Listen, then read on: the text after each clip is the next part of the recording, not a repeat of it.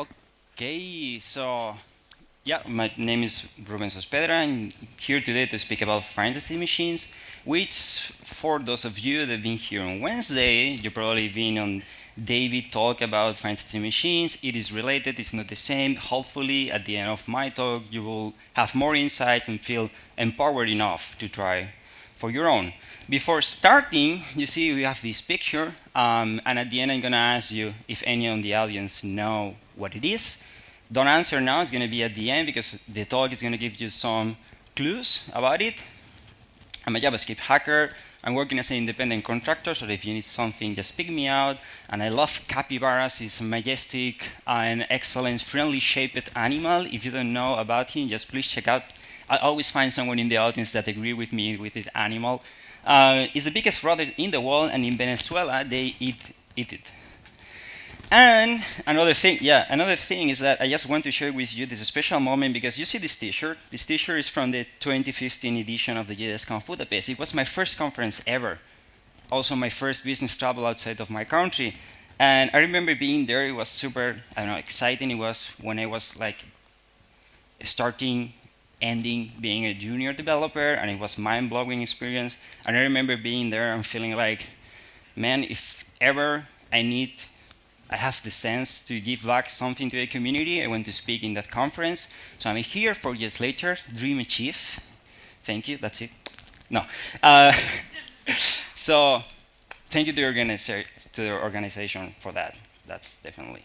Well, anyway, going to the topic. Actually, David, he was here on Wednesday, he said this develop user interfaces is not easy in the React rally in 2017. And it was, I think this talk of him was like kind of the beginning of the fantasy machines coming back to the UI scene and front end and so on. And there is an explanation for that. Fantasy machines is a concept that started like in the late 60s, so it's super old actually. Probably you heard about fantasy machines when you were studying software engineering in the university or something like that. It's very useful if you want to reason about logics and that kind of stuff, but probably you never use it in production, like never, or even, I don't know, in your hobby or pet project. And that's basically because for so long we were doing front ends that they were, let's call it simple, right? It was a static HTML with some CSS, or then we have, I don't know, PHP with tweak rendering engine templates, whatever, you get it. You know what I'm speaking about.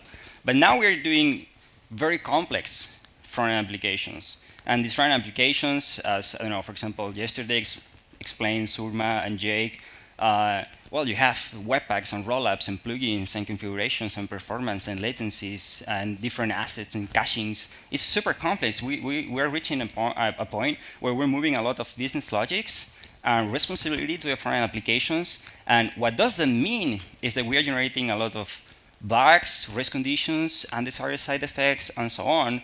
And we find that our UIs maybe are not perfect. Our users follow our instructions blindly, and this generates even more bugs. We have side effects and race conditions. For example, this is a race condition against the disk. Like, do you think if I press cancel button, this is going to stop? No, it won't stop never.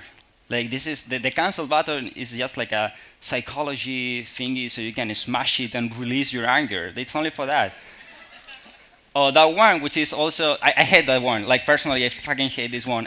This is also like when you want to share something on an Android device, and then it suddenly pops up your recent chats, and then you send a link to someone else. I just hate it. This is also a race condition, in this case, against the network. So the problem is that we're doing defensive programming. This is the first concept that we need to understand. Defensive programming is basically when we're calling something, we find an issue, and then we straight away try to fix that issue. We don't, as David said, we don't plan ahead. So let's see an example that probably all of you have experienced at some point in the past. We're making a call. This is React, but well, don't really follow the code. It's just to exemplify. So we're making a call to fetch the user, and then we render the name, and then we also want at some point to have a loading state, right? Because, I mean, if I don't know, network is slow. We don't want the user to stay there staring at a blank screen.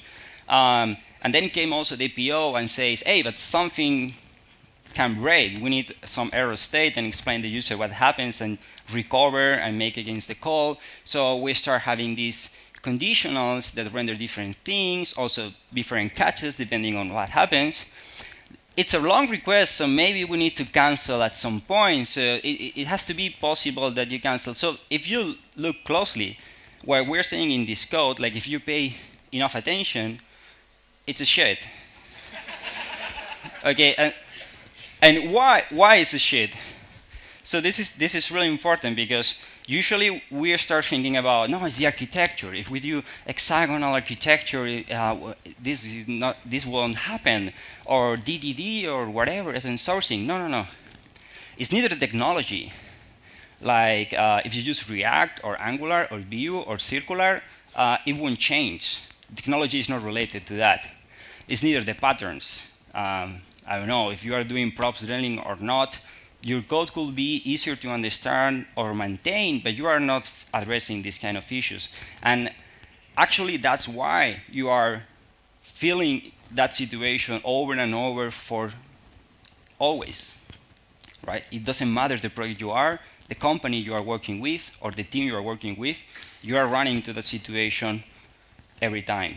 The problem is the approach.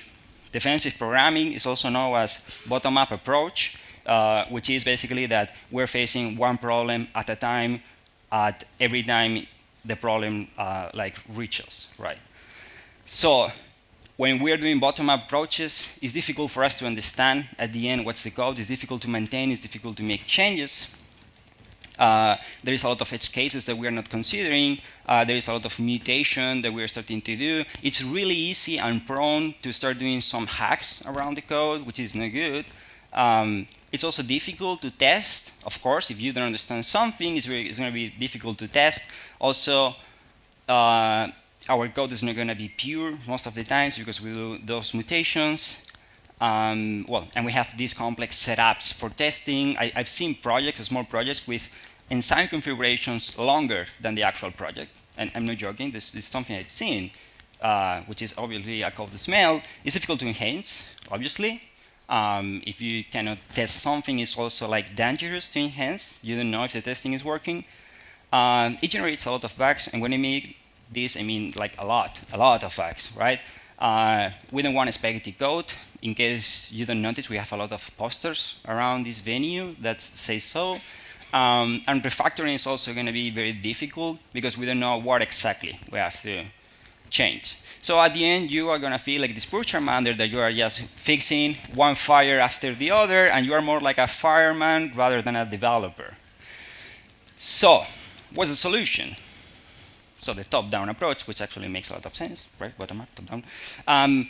The top-down approach is basically that you have this abstract concept and view of your product, and every time you have a problem, you go back to that abstract definition, and then analyze it from then, and later on you implement it. You stop reacting, that's a pun, and basically how does this look, because so far everything is super abstract, it looks like that. It's a user flow or a diagram or whatever. So this is a magazine or a blog or whatever.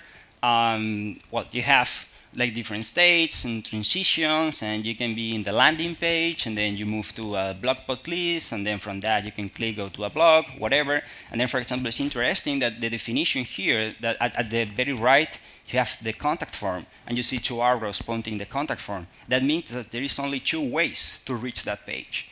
This is what we're doing when we reason about with the top-down approach from the abstract point of view. So if this is this is important because this is a common language for humans. We can understand this as a developers, product owners can understand this, designers can understand this, our stakeholders can understand this. So if this is a human language, and we as developers, basically what we do is translate human language to technical language of any kind, then the Finite machine is the technical language.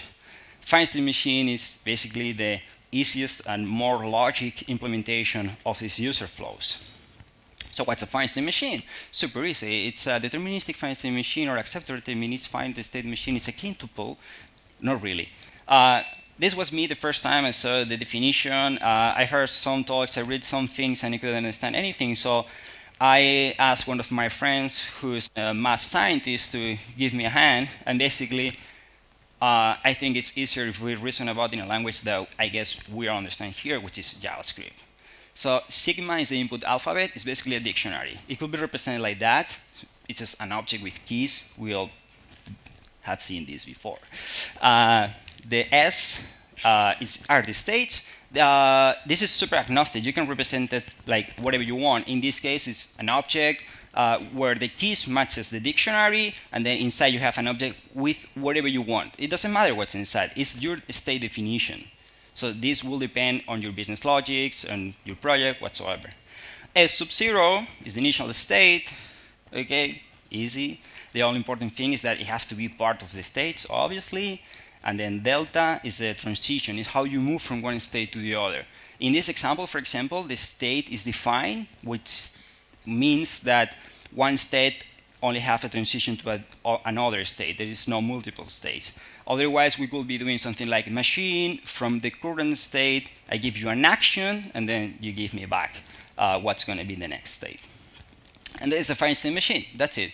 So the thing on the top is our like very easy, simple, short finite state machine. This will be a turnstile, like in the underground, right? You know, we have this machine that moves from lock to unlock. Initially, it's locked because we don't want the early bird go for free. And then we have the transition that moves from one state to the other. This is, in this case, in JavaScript, it's an object. In TypeScript, it could be a record, also in C#, or in Python, it's called a tuple, and in PHP, in PHP, they call for help. So way easier to reason about. Okay. So far we understand more or less the math concepts. How does this look in software engineering? So let's see the anatomy of our example of a fetch request. So usually you represent it like this, finite state machines. You have initial states. Most of the times it's idle. My finite state machine is doing nothing. I have different states. So far we see S sub 0, initial state, on all these states, the S. We have some events or actions to move around the different states. And then we have the transitions, right? You can be in idle. After the action fetch, we move to fetching. And then there's two different actions that may happen, and we end up in two different states. This is something that can be like improved. It could be like super complex, and then you move to state charts, words, and the kind of stuff that we are not going to look at that in this topic because I only have 25 minutes, but definitely check it out later on. That's it. We know how are the mathematical definitions and the origin. We know how this looks like for us software engineers. The only thing that we are missing are the three key features of a finite state machine. First of all, it's deterministic, which basically means that it's predictable. And this is one of the most important features of the finite state machines and what gives you the benefit of being bug-free. This basically means that given the current state and an action, I can predict what's going to be the next state. And this is super powerful because you won't find rabbit holes or dead ends in your products anymore since everything is going to be defined. Is the how to get there, is the what's coming next, is you can put here hooks, not as in React hooks, just like normal hooks, and actions and data values, everything goes because it's deterministic. It's an automata, which means it's a predetermined sequence. So another way of reasoning about this always happens in the same single way, always acts in the same way. Let's think, for example, that the easiest example is a semaphore, right? Like in the streets, you have these city lights for the cars and pedestrians. It goes from red to green, from green to yellow, and then to red, I think. And we want this to be always in that way. We want this to be an isolated system, not depending on anything else. City lights don't depend usually on the cars or pedestrians or whatsoever. And we want this to work always in the same way, because otherwise people will die. This is bad. We don't want people dead, basically. And finally, it's finite. And maybe it's not the most important thing. It's actually pretty obvious. But this is important because we also have the infinite state machines. which are completely different, and it's a different topic. But this is what makes possible that the finite machines are this common language between non-technical and technical people, because we can do user flows and everything else that we saw before. So basically, a finite machine is a pure system that can only be in one of a set of predefined states. This is me right now. Actually, it's me 10 months ago, because that was the first time I said it, but it works. There's a lot of abstract things. I see a lot of poker faces, but it's fine, because I think I'm going to be the first speaker doing some demo, because I like to live in danger. So basically, you can see my demo now. Yes. So this is the application is very simple. Is this example that I showed you before, the fetching things. We fetch for users, and then we render the name, right? And now it's not working, which is in purpose. I'm going to explain you why. But you can see that it starts with the state idle. When I want to fetch something, it moves to fetching, and then it starts searching. And for example, the fetching state doesn't have an action for fetch, right? So this is reflected in the UI that you cannot press the button again. And this is when you start seeing the benefits and the bug-free feature of the finite machine. From that point, if you want to know more, move to the David talk of Wednesday, because his was about it. And how this looks. Yes. Can all you read it, like in the end? I see positive feedback. Cool. So basically, our machine is this thing here. That's it. It's a simple JavaScript object. As I told you, there is nothing else. In this case, I'm not using any library or nothing like that, and I'm going to share with you the code later on so you can hack it around. But I wanted to implement something like very naive and simple, just using vanilla JavaScript and React for rendering, so you can get all the concepts and don't get biased by any library. But this probably is something that I won't use for production applications, but the concept of the machine being something completely isolated and independent is important. So my machine has an initial state, has some states. If you are in idle, you can move to fetching, yada, yada, yada, yada. You get all the things. And then here's the rendering, right? Like I have a normal React application, there is the thing. I have my main, my text, render from machine. This is a pattern that I don't like, but bear with me, it works. And I render different components depending on the state you are. Everything is pretty obvious, actually. It's super simple, right? Why this doesn't working? Because we're still missing one concept, which are the comments. The comments is a thing, or yeah, concept, a word, to connect your. It's like the plug for your finite machine. Like you have your finite machine, which contains your transition, business logics, and so on and so forth. Maybe your data, whatever, and then you want to plug this to something like, for example, React, so you can do whatever you want with your finite machine. Otherwise, it's just a bunch of declarations. The commands is this thing that connects your finite machine with the, for example, the rendering service, and it also the one that registers the side effects. So the side effects is actually is the most important thing and the most complex thing with finite machines, because you probably have this semaphore, as we mentioned before, but the semaphore is doing nothing. That's why it's so easy. But actually now we have an application that I define that they want to move to idle, to fetching, and then to success or failure, but I want to do something when this is doing fetching. In this case, it wants to fetch the user. This is how you connect your finite machine when the action is on fetching. What is the action? Oh, wait, is this action? We're triggering the action here. So it's in my definition that I say when you're in the state fetching, trigger the action fetching. It's difficult naming. And then here I'm registering, okay, so in this case, when you listen to the fetching action, do this side effect. And if you notice, we're fetching, and then we are also doing the transition here to move to the next one. Okay, this is how you connect the parts. So if we go back to the demo, hopefully no one is breaking my Wi-Fi, and yeah, it works. Cool.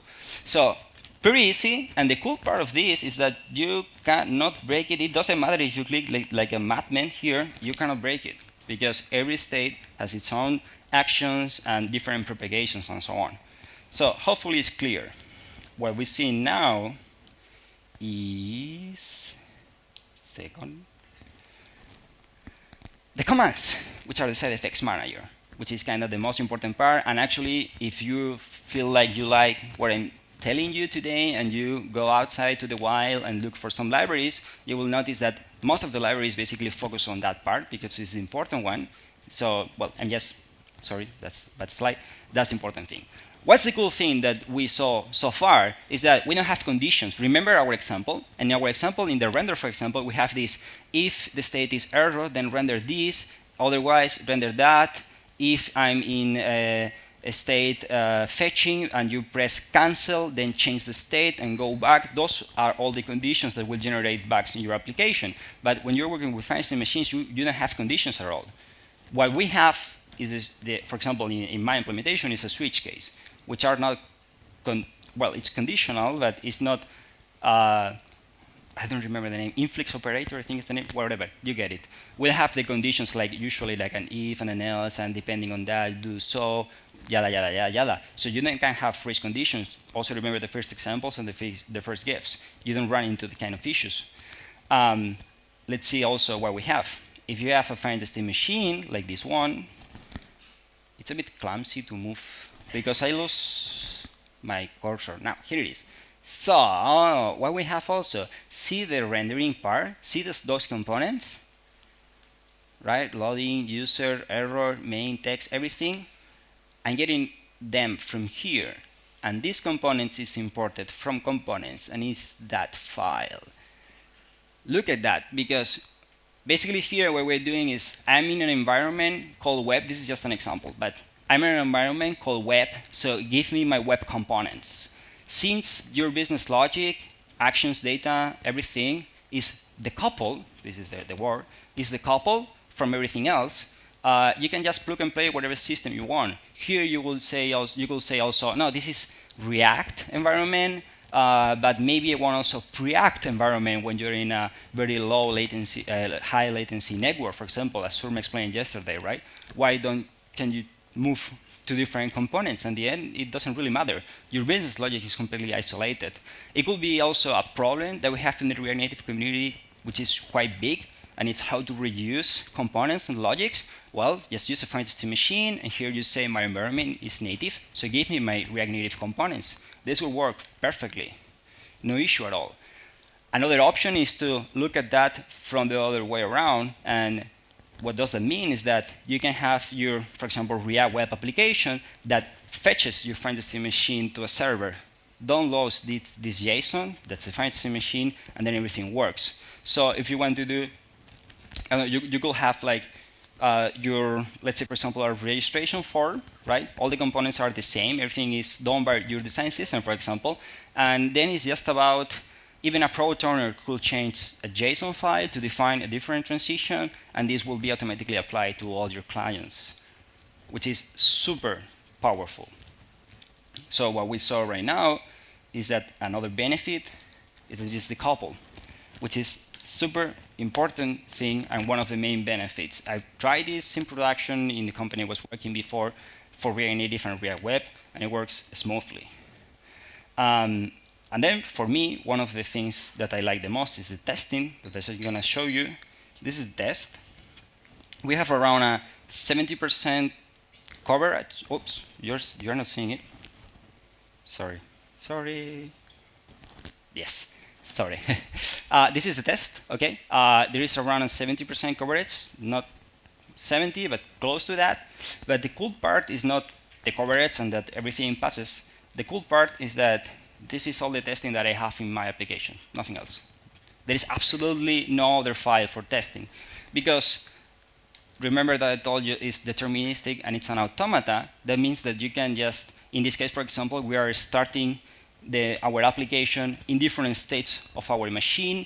It's idempotent, so it doesn't matter what happened before. If I'm in the state failure, I don't need my application to pass through idle and fetching. If I start on error, it's going to be error every time. So I can just do this. Well, this is very naive implementation, but I can just go through all the different states of my finite state machine and do a snapshot testing. And you just don't believe me, watch it by yourself.